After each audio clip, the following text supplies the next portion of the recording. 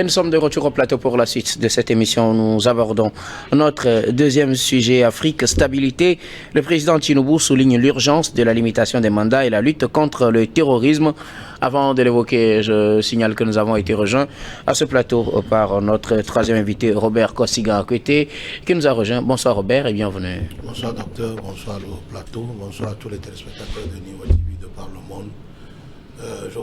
Je voudrais lancer un appel pressant au nouveau Parlement et au gouvernement de tout faire pour que un deuxième appareil, un deuxième ou un troisième, 2 ou 3 nouveaux appareils puissent, on les appelle des colonnes, puissent être achetés et mis à la disposition de CHU Tokoin, puisque après l'opération... CHU Sylvanus Olympio. Voilà, c'est CHU Sylvanus Olympio, parce que juste après l'opération du rein, pour alléger le travail du rein, on met un tuyau qui relie le rein à la vessie. Et après 1 mois, pour l'enlever, actuellement, le Togo ne dispose qu'une seule colonne. Et cette colonne n'est pas en bon état du tout. Prévu pour 5 minutes, parfois, il faut passer 1h30 de douleur intense du patient. J'en ai été victime moi-même. Quand, à la suite de l'opération de mon rein, pour l'enlever, c'était prévu pour 5 minutes, mais c'était la croix et la bannière. Vivement qu'on achète encore cet appareil-là. Pourquoi ne pas même le démultiplier sur les autres centres de santé de l'intérieur, pour que celui qui subit une opération du rein à Kara ne soit pas obligé de venir à Lomé pour se faire enlever ce petit tuyau-là. Merci beaucoup.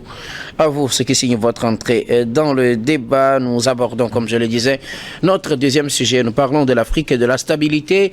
Le président Tinubu souligne l'urgence de la limitation des mandats et de la lutte contre le terrorisme. C'était lors donc d'un discours au sommet sur l'état de la démocratie en Afrique, un sommet qui a eu lieu ce 22 mai à Abuja, toujours au Nigeria. Le président en exercice donc de la CEDEAO est revenu un peu sur la situation sécuritaire sur le continent de façon générale et aussi en Afrique, en marquant dans son discours les situations de terrorisme, mais aussi de coup d'État, en faisant un peu de lien entre les deux. Je vais vous lire quelques portions de cette déclaration. Il déclarait que les tragédies de nos nations et de notre histoire suscitent notre inquiétude face au renversement de gouvernements démocratiques, en particulier en Afrique de l'Ouest. C'est pourquoi nous sommes alarmés par les coups d'État militaires au Burkina, au Mali, en Guinée-Conakry, au Burkina et en République du Niger et au Gabon.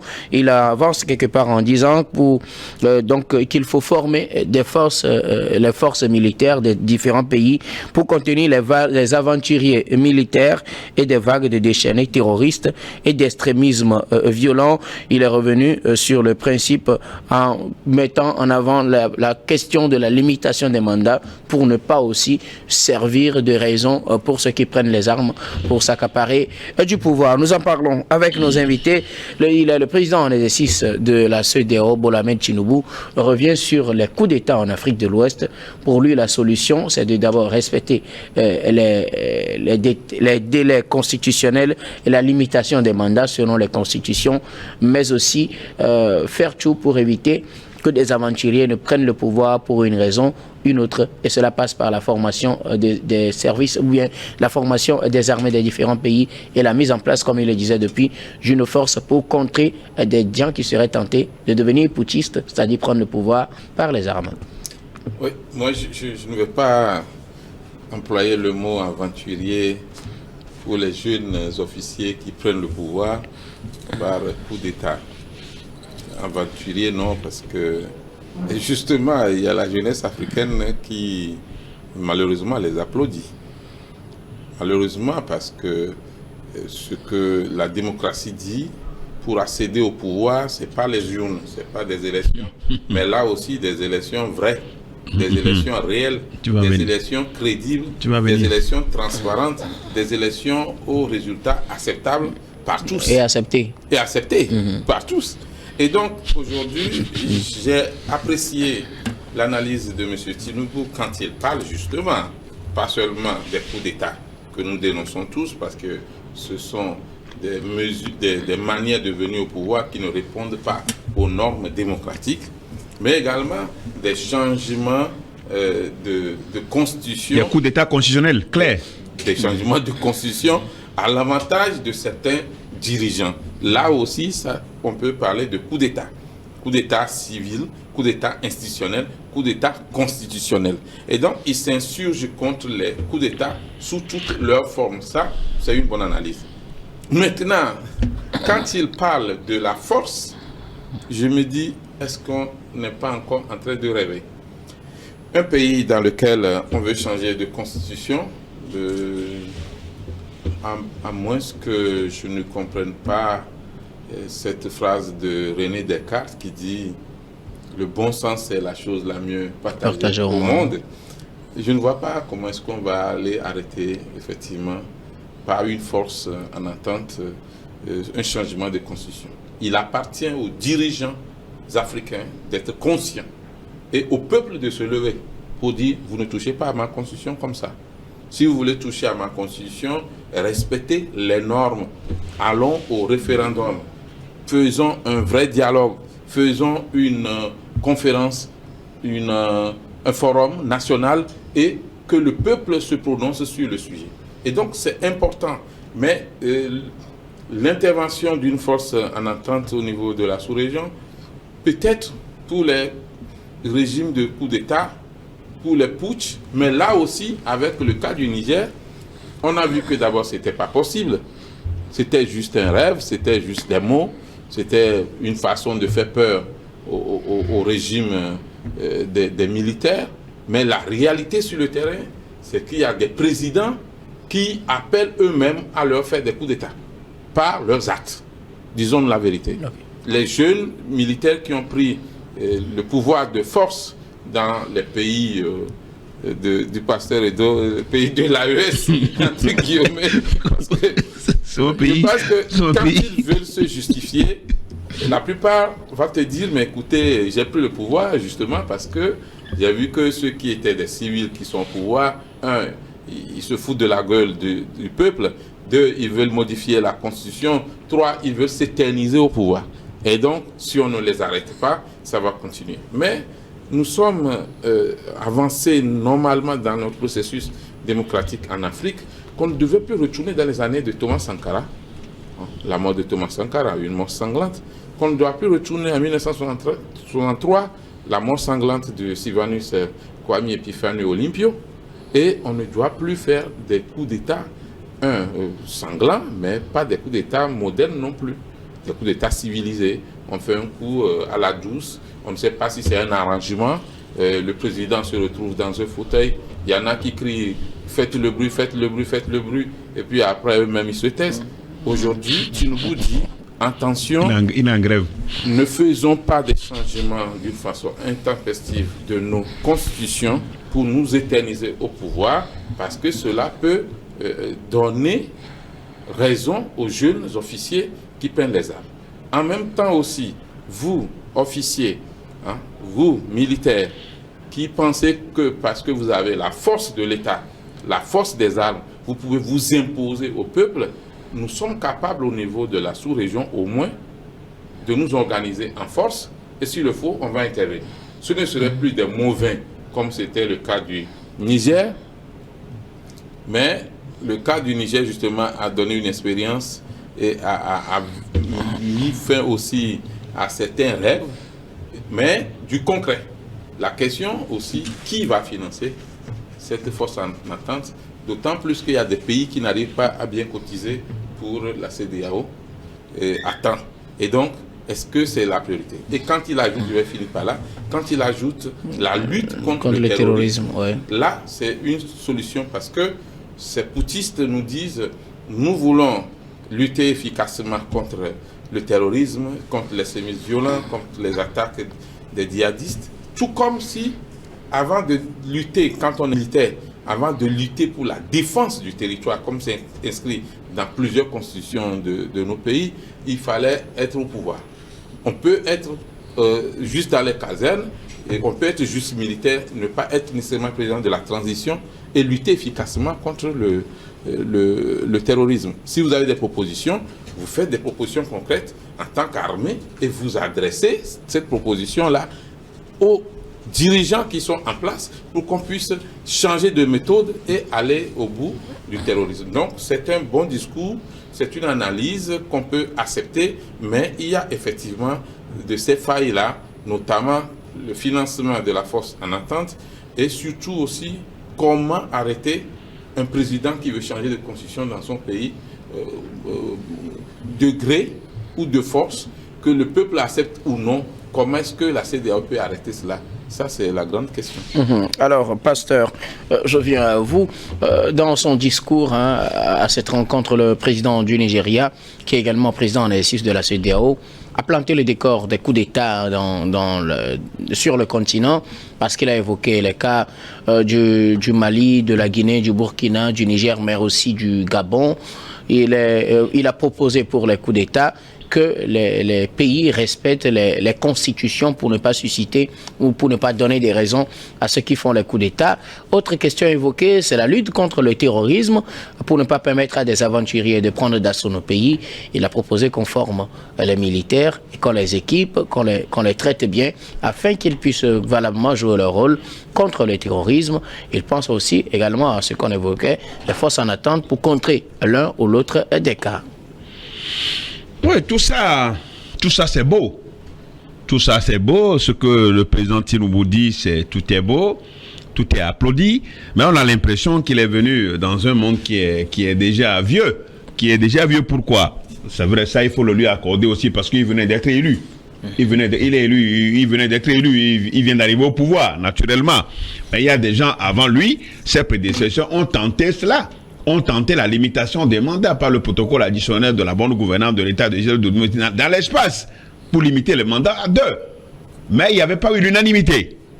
Il n'y a pas eu de l'unanimité autour de ce principe-là. C'est peut-être pourquoi il relançait. Il n'y avait pas eu de l'unanimité. C'est pourquoi il relance la question. Il fallait avoir 16 sur 16 ou bien il fallait avoir 15 sur 15. Ouais. On ne l'a pas eu.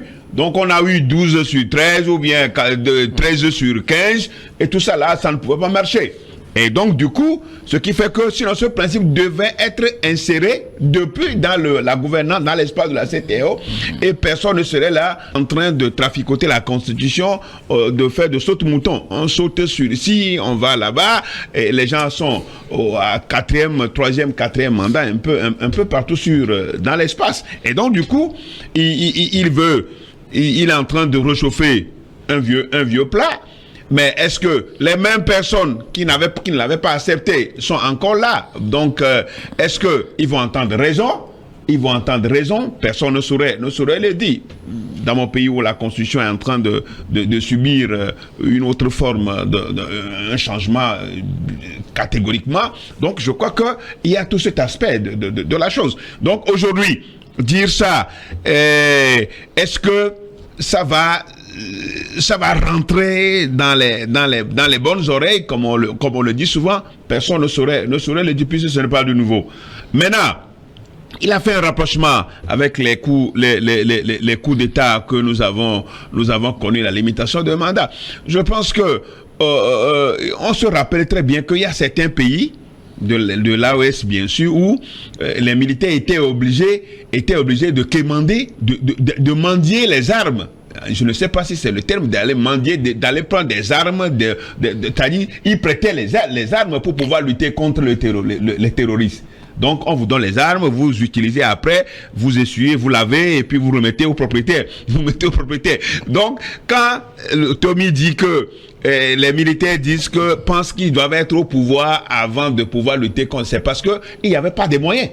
Et des équipements, il n'y avait pas de moyens militaires pour pouvoir, des armes sophistiquées, des armes pour aller au bout des terroristes qui étaient devenus plus forts. En tout cas, ça je rappelle, je prends les propos du président déchu du Niger, qui a dit que lui, il est conscient que les terroristes sont plus forts que les armes régulières. Vous vous rappelez de ces propos. Donc si on parle comme ça, pas plus fort mais plus équipé. Justement, vous avez bien fait. Merci de me prêter le mot, bien équipé. Et donc quand les terroristes, il n'avait pas tort aussi. Et quand les terroristes sont bien équipés, alors les 7 officiers, là, jeunes officiers pouvaient faire quoi? Donc ce qui veut dire, on ne leur donnait pas les moyens d'aller lutter contre les terroristes. Et donc du coup, ils ne pouvaient pas faire de miracle, même si c'était des génies. S'ils étaient des génies, même s'ils ont fait ceci, ils ne pouvaient pas faire autrement. Et donc, du coup, c'était ça, la situation. Donc, aujourd'hui, revenir sur cet état de choses, je pense que Ousmane Sonko a dit qu'il n'est pas d'accord avec ceux qui condamnent les coups d'État, mais ils n'analysent pas les symptômes. Pourquoi il y a eu justement des coups d'État.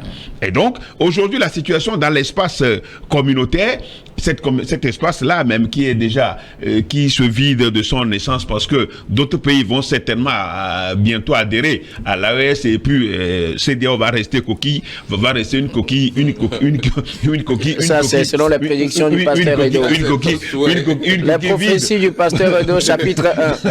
On continue, on revient au sujet, s'il vous plaît. Donc, c'est pour dire qu'aujourd'hui, c'est vrai quand même que ça inquiète l'espace, le terrorisme, le fait que les pays de l'AES n'ont pas bénéficié tellement du soutien des autres pays pour lutter contre le terrorisme était aussi un motif pour ces gens-là de dire, mais nous sommes attaqués par les terroristes, vous ne nous aidez pas.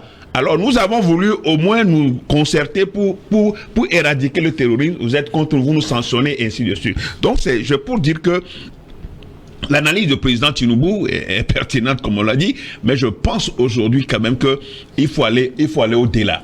Il faut aller au-delà pour dire quiconque ne rentre dans le CEDEAO là, ce qui reste là, vous n'allez pas rester si vous ne pouvez pas respecter la limitation de mandat. On ne rentre pas, ce n'est pas tous les pays qui rentrent dans l'Union européenne. Hein. Dans l'Union européenne, d'abord, c'est de l'examen. On vous examine par rapport aux droits de l'homme, par rapport à beaucoup de critères avant que vous ne rentrez dans l'Union européenne. Avant que vous n'adhérez, ça prend du temps. Donc, si c'est comme ça, au moins, on saura que quelque chose est en train d'être fait. Mais si on laisse les crabes et tout ça rentrer ensemble, on les met dans un panier, vous voyez ce que ça donne aujourd'hui dans l'espace de la CEDEAO. Il y a des gens qui sont démocrates, il y a des gens qui ne le sont pas, et ils sont là, quand ils se rencontrent, quand ils se rencontrent, c'est des histoires, on n'est pas d'accord, et finalement, il n'y a pas de l'unanimité autour de leurs décisions. C'est ça qui a fait craquer cet espace-là, cet espace qui en principe devait être l'un des principaux espaces de l'Afrique par la libre circulation des personnes et des biens, ce qui n'est pas aujourd'hui aussi une effectivité. Donc, pour chuter, je chute pour dire que aujourd'hui, le malaise est profond au sein de l'espace communautaire et il faut faire de vrais diagnostics.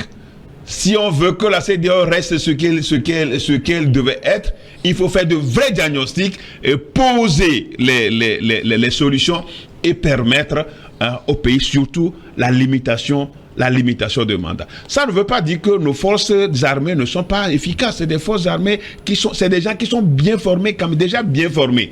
Et aujourd'hui, prévoir une force attente pour lutter contre les coups d'État, ce n'est pas ça. La solution, c'est de limiter les mandats. C'est d'imposer la limitation c'est ce qu'il a proposé aussi. C'est d'imposer ça. Vous voulez être membre de la CEDEAO, les mandats doivent être limités à 2. Et ceux qui sont déjà membres, on leur fait quoi? Mais ceux qui sont déjà membres. Mais on peut même chasser.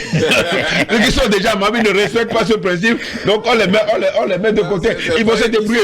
Ils vont se débrouiller. Mais c'est des pays, c'est eux qui portent le flambeau de ces pays. Ils portent les flambeaux. Et s'ils ne font pas bien, au même moment, c'est eux qui salissent les pays, c'est eux qui discréditent les pays. Et je pense que voilà un peu ce qui peut être fait. Merci quand même d'avoir osé encore pour ramener ce sujet de limitation de mandat qui fait débat dans presque tous les pays où les gens sont à 3, les gens sont à 4 et les gens veulent aller même au-delà et peut-être devenir des rois. Merci beaucoup. À vous, pasteur Robert Kosigan. À côté, nous revenons sur ces propos de Bola Ahmed Tinubu ce 22 mai à l'ouverture donc de cette rencontre à Abuja. Il veut planter un peu le décor des crises sur le continent, coup d'État, crise sécuritaire à travers le terrorisme. Pour l'un, il propose la limitation des mandats et le respect des constitutions. Pour l'autre, il propose qu'on forme les armées à lutter contre le terrorisme et éviter que des aventuriers ne prennent le pouvoir. Je pense que en tant que président en exercice de la CEDEAO, il est de bon temps qu'il puisse proposer cette piste de solution. Ne serait-ce que pour harmoniser alors le mode de gouvernance dans tous les États ouest-africains et que la limitation de mandat soit une réalité et que voilà, les coups d'État ne le coup d'État cesse. Aussi enclencher une lutte sans merci contre le terrorisme. Tout cela est de bonne guerre. Seulement que il y a des pays, selon leur réalité, qui n'ont pas encore l'alternance comme mode de gouvernance. Il y en a d'autres qui sont en train de lutter pour rendre ça effectif dans leur pays, comme le Togo, qui vient de le faire. C'est une bonne chose à encourager. Maintenant, il va falloir que les autres pays aussi prennent le pas. Vivement qu'en Côte d'Ivoire, ça soit la réalité, puisqu'au Sénégal, où on craignait que Macky Sall n'allait pas quitter, est parti, même si c'est le peuple qui a mis la pression. Et donc, je dis, c'est une bonne chose de réveiller, puisque pendant longtemps, la CEDEAO des peuples a toujours réclamé, alors qu'il y ait alternance au pouvoir dans tous ces États, dans toute la communauté. Alors, c'est très bon. Maintenant, pour les poutistes, moi je pense que pour éviter que les militaires ne prennent le pouvoir, il va falloir que l'État se distingue par la bonne gouvernance. Alors la mise à disposition de l'armée, des équipements et des ressources nécessaires à sa bonne, à sa bonne fonction. Il n'est pas question de respecter à la lettre les instructions du FMI et de la Banque mondiale pour ne pas financer, effectivement nos armées, les équiper, les envoyer en formation, chercher alors les expertises partout pour que ils puissent être à même que les pays développés, alors mettre suffisamment de moyens à leur disposition pour qu'ils puissent faire face à toutes les velléités, que ce soit de djihadisme ou de menaces de territoire et tout, pour que ces armées-là puissent effectivement faire face à ces défis. Maintenant, ce n'est pas tout. Il faut aussi que le continent, l'Afrique de l'Ouest puisse travailler à avoir une résolution au niveau de l'ONU pour imposer à l'Occident, qui est venu dévaster la Libye, mettre du désordre en Libye, alors les contraintes pour venir faire le service après-vente. Sinon, la lutte contre le terrorisme va durer beaucoup de temps, parce que ce sont vraiment c'est tout ce qui était passé en Libye qui occasionne aujourd'hui le terrorisme. Ensuite, la mainmise de ces djihadistes sur le Sahel, où se passent toutes sortes de non-lois, voilà, je peux dire ça, toutes sortes de non-lois. Alors, c'est là où il y a beaucoup d'échanges, c'est là où ils s'approvisionnent en munitions, en armes, même en argent. Voilà, tout le monde, personne ne connaît aujourd'hui le terrorisme. Les comptes bancaires aujourd'hui dans nos banques, dans les banques de l'Afrique de l'Ouest et de l'Afrique, regorgent beaucoup alors des ressources de ces pays-là. Une fois qu'on mettra de l'ordre en Libye, je pense que ceux qui sont alors dans les pays sahéliens et ceux qui sont aujourd'hui dans la zone des 3 frontières et qui nous dérangent sur la côte, tous ces gens-là ne tarderont pas alors à être exécutés ou à se rendre.